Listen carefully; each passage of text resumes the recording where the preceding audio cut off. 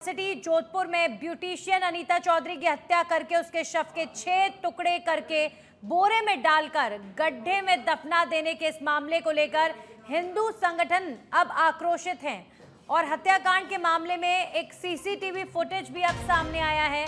CCTV footage में साफ देखा जा सकता है कि अनीता एक टैक्सी में बैठकर जाती हुई नजर आ रही हैं। अनीता के हाथ में एक थैली भी नजर आ रही है और इसी टैक्सी में बैठकर अनीता कागड़ा गई थी, जिसके बाद अनीता की हत्या हो गई थी और हत्या कर शव को 6 टुकड़ों में काट दिया गया था और फेंक दिया गया था। मृतका अनीता का शव एम्स मॉर्चरी में अभी फिलहाल रखा हुआ है और उसके परिवार के लोग तेजा मंदिर में धरना देकर बैठे हुए हैं। वहीं हिंदू संगठनों में आक्रोश बढ़ता जा रहा है। हिंदू संगठनों ने कमिश्नर कार्यालय के बाहर जमकर नारेबाजी करते हुए प्रदर्शन किया है। आक्रोशित लोगों ने आरोपी के मकान को बुलडोजर से गिरा देने की मांग की है। जोधपुर से इस वक्त की बड़ी खबर आ रही है। ब्यूटिशियन अनीता चौधरी की हत्या के मामले में सीसीटीवी फुटेज सामने आया है, जिसमें एक पब्लिक ट्रांसपोर्ट में बैठकर अनीता जाती हुई नजर आ रही है। अपने हाथ में काले रंग की थैली लेकर गई थी अनीता। पुलिस की पड़ताल से इस मामले में खुलासा जरूर होगा, लेकिन एक के बाद एक गुत्थी सामने आ रही है। आखिर अनीता की हत्या क्यों की गई, इसके पीछे क्या प्रमुख कारण थे, अब ये पुलिस कब तक खुलासा करेगी, सबकी इस पर निगाहें टिकी हुई हैं। लेकिन जोधपुर का अब ये मामला बढ़ चुका है, क्योंकि जो तमाम हिंदू संगठन हैं वो इस महिला की हत्या के मामले में इकट्ठा हो गए हैं और आरोपी के खिलाफ कार्रवाई की मांग हो रही है। आरोपी एक विशेष समुदाय से आता है। आरोपी को गिरफ्तार कर उसके मकान को बुलडोजर से गिराने की मांग की जा रही है। ये मामला जोधपुर में लगातार तूल पकड़ रहा है। अनीता चौधरी, जो कि एक ब्यूटी पार्लर चलाया करती थी, इस महिला की हत्या आखिर क्यों की गई, इस महिला की हत्या के पीछे क्या विशेष कारण थे, कौन कौन इस महिला की हत्या में इन्वॉल्व था, इन तमाम सवालों के जवाब अभी फिलहाल तलाशे जा रहे हैं। लेकिन ब्यूटिशियन अनीता चौधरी की हत्या का मामला अब बढ़ चुका है और सीसीटीवी फुटेज को खंगाला जा रहा है। ये वही ऑटो है जिसमें बैठकर अनीता निकली थी और उसके बाद उसकी हत्या कर दी गई थी। काले रंग की थैली अनीता के हाथ में है। अनीता चौधरी की मौत के मामले की गुत्थी आखिर कब सुलझाएगी पुलिस, बड़ा सवाल। आखिर कब जो मुख्य आरोपी है उसकी गिरफ्तारी होगी। अभी तक अनीता चौधरी की हत्या करने वाला मुख्य आरोपी पुलिस की गिरफ्त से बाहर है। इस मामले में आरोपी की जो गाड़ी है, उसकी जो एक्टिवा है, वो पुलिस बरामद कर चुकी है, लेकिन अभी तक आरोपी पुलिस की गिरफ्त से बाहर है। आखिर कौन है इस मामले में और वो कौन है जो इन्वॉल्व रहा, अनीता चौधरी की हत्या करने वाला जो आरोपी है वो कब तक पकड़ा जाएगा। अनीता चौधरी की निर्मम तरीके से हत्या कर दी गई थी। हत्या करके उसके शव के 6 टुकड़े करके एक बोरे में उसे फेंक दिया गया था। तो अभी फिलहाल ये सीसीटीवी फुटेज आप देखिए। इसी सीसीटीवी फुटेज के माध्यम से पता चला कि एक ऑटो में सवार होकर अनीता चौधरी निकली थी और उसके हाथ में एक काले रंग की थैली भी नजर आ रही है। तो ब्यूटिशियन अनीता चौधरी की हत्या के मामले को लेकर अब तमाम जो हिंदू संगठन हैं वो भी आक्रोशित हैं। धरने पर तमाम जो परिजनों के साथ लोग हैं वो भी बैठे हुए हैं। तो मामले की जांच चल रही है, लेकिन अभी तक मुख्य आरोपी पुलिस की गिरफ्त से बाहर है।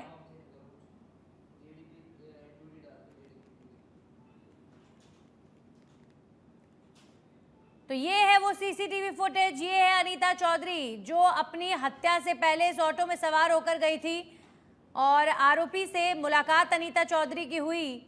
उसके बाद अनीता को मौत के घाट उतार दिया गया। और इसी बीच एक और बड़ी जानकारी आ रही है। ब्यूटिशियन अनीता चौधरी की हत्या से जुड़ा मामले की सह अभियुक्त आबिदा परवीन कोर्ट में पेश हुई है। आबिदा परवीन आरोपी की पत्नी है और उस पर भी गंभीर आरोप लग रहे हैं। आबिदा ने कहा है कि मैंने नहीं किया मर्डर, मैं शामिल नहीं हूं, मैं मेरी बहन के घर पर गई हुई थी। किसने किया मर्डर, गुलामुद्दीन को है पता। मर्डर का गुलामुद्दीन को सब मालूम है। आबिदा मैं इसमें शामिल नहीं हूँ, मैं मेरी बहन के घर थी, मैंने मर्डर नहीं किया है। तो मर्डर किसने किया है? गुलामुद्दीन को पता है, गुलामुद्दीन को पता है। लेकिन क्या हुआ था उस रात? हुआ क्या? मेरी बहन के घर थी, मैं उसमें शामिल नहीं थी। उधर कैसा तो गुलामुद्दीन ने किया मर्डर? आपको मालूम था वैसे कर रहा है वो? गुलामुद्दीन को सब मालूम है मर्डर का। आरोपी गुलामुद्दीन, जिसके ऊपर हत्या का आरोप है, गुलामुद्दीन की पत्नी आबिदा को पकड़कर पुलिस कोर्ट लेकर गई। सुनिए क्या कह रही है आबिदा की बात, सुनिए आप। उसने कोर्ट में भी ये बयान दिया है कि मुझे इस मर्डर के बारे में कुछ नहीं पता, मैं अपनी बहन के घर थी। आइए एक बार फिर से आपको सुनाते हैं।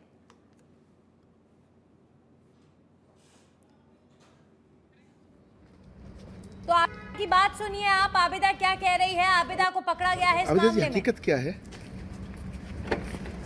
हकीकत क्या है? मैं इसमें शामिल नहीं हूँ, मैं मेरी बहन के घर थी, मैंने मर्डर नहीं किया है। तो मर्डर किसने किया है? गुलामुद्दीन को पता है, गुलामुद्दीन को पता है। लेकिन क्या हुआ था उस रात? हुआ क्या मेरी बहन के घर थी, मैं उसमें शामिल नहीं थी। उधर कैसा तो गुलामुद्दीन ने किया मर्डर? आपको मालूम था वैसे करा है वो? गुलामुद्दीन को सब मालूम है मर्डर का। ये क्या घटना हुई, क्या थी, क्या खिलाया था, क्या पिलाया था? हमारे सहयोगी जितेंद्र डूडी लाइव जुड़ चुके हैं। जितेंद्र, देखिए अभी फिलहाल आबिदा का बयान हम सुन रहे हैं, जिसमें वो कह रही है कि मैं इस मर्डर में शामिल नहीं थी। ये मर्डर हर दिन के साथ और बड़ी मिस्ट्री बनती जा रही है। अभी फिलहाल क्या ताज़ा जानकारी?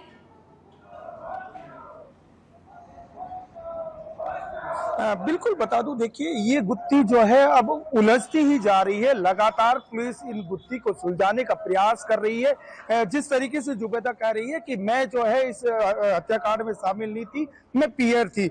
मेरे पीछे देख सकते हैं कि जो है सर्व समाज का धरना चल रहा है। तमाम लोग यहाँ जो है इस धरने को लेकर लगातार मांग कर रहे हैं कि फांसी दी, आरोपी को फांसी दो की लगातार मांग कर रहे हैं। कई ऐसे लोग जो समाज के लोग हैं जो क्या कहना चाहते हैं, हम इन्हीं से जान लेते हैं।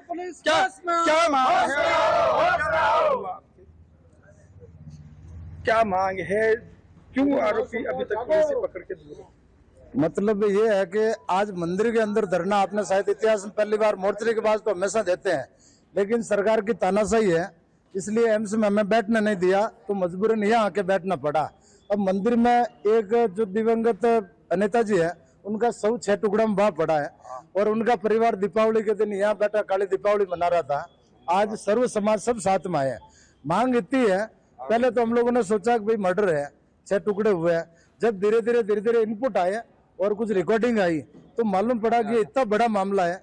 जब वहाँ पे बॉडी मिली थी, बॉडी मिलने के समय SHO स्वयं वहाँ पे गए, और जो गुलामुद्दीन है उसकी पत्नी ने इनसे बात करवाई, जो सरदारपुरा थाने से मात्र 500 मीटर दूर बैठा था, और वो इनकी नाक के नीचे से फरार हो गया। वो फरार हुआ नहीं, बल्कि इसको फरार करवाया गया, तुम भाग जा यहाँ से। और अंदेशा ये भी है कि 4 दिन से कमिश्नरेट की पूरी पुलिस लगी है, और वो कोई हार्डकोर तो था नहीं। एक कपड़ा धोने वाला, उस प्रेस करने वाला है, तो उसको कहीं ना कहीं मतलब या तो उसको मरवा दिया, या कोई ना कोई दूसरा बड़ा गेम है, क्योंकि इसके अंदर जो कांग्रेस के एक बड़े नेता है, उनका जीजा। अब आप क्या चाहते हैं? क्या चाह रहे हैं? हम चाहते हैं, पुलिस पे भरोसा रहा नहीं, SHO तो इसको नहीं, सॉरी DCP जो कल यहाँ आए थे, वो कह रहे थे कि ये तो लूट के लिए वारदात, एक खड्डा खोद के कोई लूट करता है क्या, और लूट के उद्देश्य से 6 टुकड़े करके क्यों काटा? तो पुलिस पे भरोसा है नहीं, इसलिए हम चाहते हैं कि इसकी CBI जांच करे घटनाक्रम की। और अगर CBI जांच की राजस्थान सरकार अनुशंसा कर देती है, हम लोग बोर्ड से पोस्टमार्टम करवा के अपनी बॉडी ले जाएंगे, नहीं तो भरोसा रहे नहीं। क्योंकि प्रियंका बिश्नोई के मामले में 3 दिन का जो टाइम था, 2 दिन बीत गए और सिर्फ 1 दिन बचा था, और झूठ बोल के आज दिन तक क्या हुआ? जब यहाँ की डॉक्टरों कमेटी ने रिपोर्ट दी थी, तो कहीं ना कहीं वो रिपोर्ट सही थी, तो इन्होंने हाथों हाथ ऊपर कमेटी बना दी, ले दे के सेटल कर दिया। एक RS को न्याय नहीं मिला, तो एक गरीब किसान परिवार को क्या न्याय मिलेगा? इसलिए हमारी मांग है, कन्हैयालाल की तर्ज पर इनको भी 1 करोड़ रुपया दिया जाए, जो पूर्ववर्ती सरकार और वर्तमान में विद्यार्थी को दिया था, और बच्चे को नौकरी दी जाए। उनके अलावा जो यहाँ का सिस्टम है, पूरे पुलिस सिस्टम को यहाँ से हटा दिया जाए, और SHO को तुरंत प्रभाव से निलंबित किया जाए। आप महिला होने के नाते महिला का जिस तरीके से घटनाक्रम हुआ, किस तरीके से देखते हैं? क्या कहना चाहिए? हमारे जोधपुर के लिए बहुत बड़ी शर्म की बात है। जोधपुर हमेशा प्रेम का प्रतीक माना जाता था।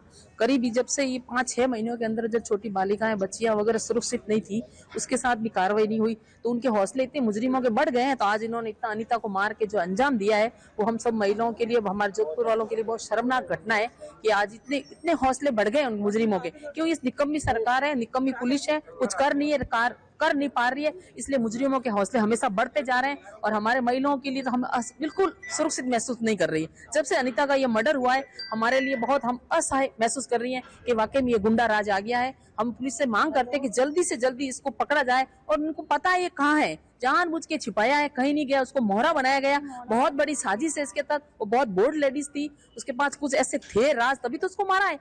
ऐसा तो हो ही नहीं सकता, टुकड़े करके मारना मतलब हमारे महिलाओं को दबाया जा रहा है ताकि कोई महिला सच्चाई के खिलाफ बोल नहीं सके। जानबूझ के टुकड़े करके, जैसे कलकत्ता में एक महिला को मारा गया, डॉक्टर महिला को, उसी ने यही भाषा से बोला था कल तुम्हारी खैर नहीं, मैं सबको बता दूंगी। तो रात को 2 बजे जाके उनके साथ गलत हरकत करके उसको इसलिए मारा ताकि दूसरी महिलाएं बोल नहीं सके।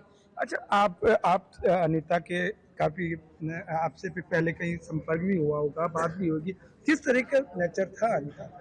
मेरे से 4-5 बार मिली हुई थी, लेकिन मुझे तो बहुत सीधी लग रही थी, अच्छी नेचर की महिला थी। अब क्या हुआ क्या नहीं हुआ वो तो वो जानती है और वो मारने वाला जानता है, ज्यादा तो डिटेल वो ही बता सकते हैं। अब जैसे हमारी तो मुलाकात जैसे आपसे हुई। अच्छा, कल आपके पुलिस कमिश्नर से भी बात हुई, क्या कहा कमिश्नर साहब ने? उन्होंने आश्वासन दिया है, लेकिन आश्वासन से क्या होता है? आश्वासन तो हमेशा मिलते ही रहेंगे, तारीख पे तारीख। जब तक हम लोग कुछ एक्शन नहीं करेंगे तब तक वो तारीख पे तारीख देते रहेंगे कि हम कर रहे हैं, आप शांति रखो, हम कर रहे हैं, हमारे पास सारी डिटेल है। उससे क्या होता आगे है? क्या करने जा रहे हैं? आगे हम यही करना चाह रहे हैं। अभी संघर्ष समिति बनी है, निर्णय लिया है, कल सरदारपुरा बैठेंगे 9 बजे से 1 बजे तक। आगे क्या होता है देखो, जब तक मुजरिम CBI जांच हो सबसे पहले, तो आगे भौरी की टाइम कैसे हुई थी तो उसी टाइम अभी भी होनी चाहिए जांच में ही लोग सारा खुलासा होगा। और जो भी तार जुड़े हैं, मैं तो कह रही हूँ कि सबका खुलासा हो, पकड़े जाएं।